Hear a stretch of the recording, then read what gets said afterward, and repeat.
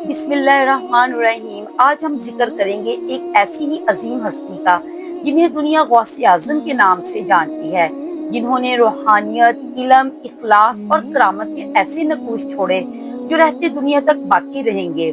हजरत शेख अब्दुल कादिर जिलानी की विलादत यकम रमजान 470 हिजरी को ईरान के शहर जैलान में हुई।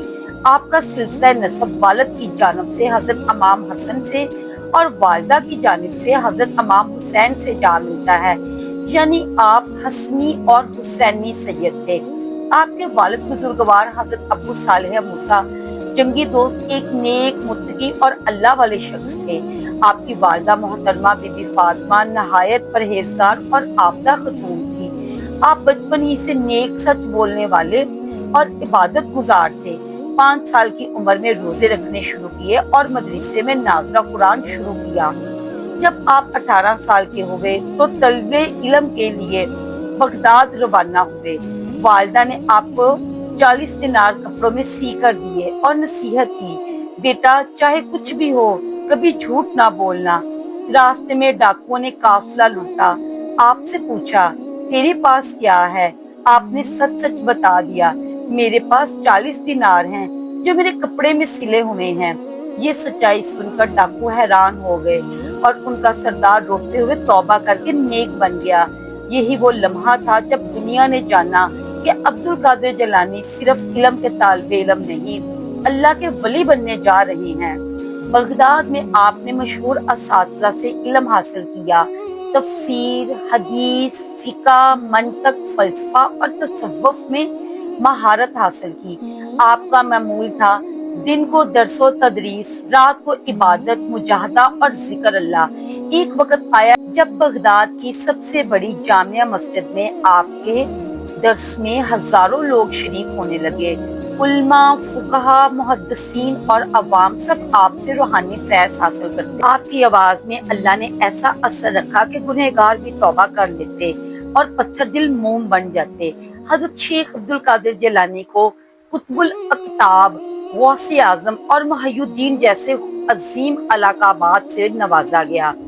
आपकी बहुत ज्यादा मशहूर करामात में मुर्दा जिंदा करना है। एक औरत अपने मुर्दा बच्चे को लेकर आई। आपने अल्लाह से दुआ की और बच्चा जिंदा हो गया। दूर दराज इलाकों से लोग फरियाद करते और आपकी रूहानी मदद इन तक पहुंच जाती। लोगों के दिलों की बातें बगैर पूछे बता दिया करते थे। मशहूर है कि आप रूहानी तौर पर एक लम्हे में दूर दराज इलाकों तक पहुंच जाते। आप इंतहाई सादा, मतवाजा और इबादत गुजार थे। दौलत और शोहरत से दूर रहते, हमेशा आजिज़ी से पेश आते। आप फरमाते, जो शख्स अल्लाह के सिवा किसी और से उम्मीद रखे वो महरूम हो जाएगा।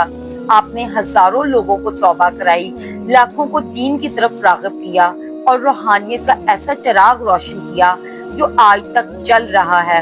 हजरत शेख अब्दुल कादिर जिलानी ने 91 साल की उम्र में 11 रबीउल सानी 561 हिजरी को बगदाद में वसाल फरमाया।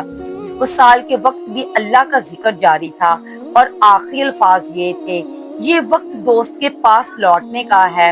आपका मज़ार मुबारक बगदाद में आज भी ज़ियारतगाह खासो आम है। हजरत गौसे आजम की जिंदगी हमें सच्चाई, इल्म, इबादत, आजिज़ी और अल्लाह की मोहब्बत सिखाती है। आइए हम भी अपने दिलों को रोशन करें, सच्चाई को अपनाएं और अल्लाह के नेक बंदों के नक्शे कदम पर चलने की कोशिश करें। या गौसे आजम हमारी रहनुमाई फरमाए। अल्लाह हमें भी अपने वलियों के सदके हिदायत फरमाए।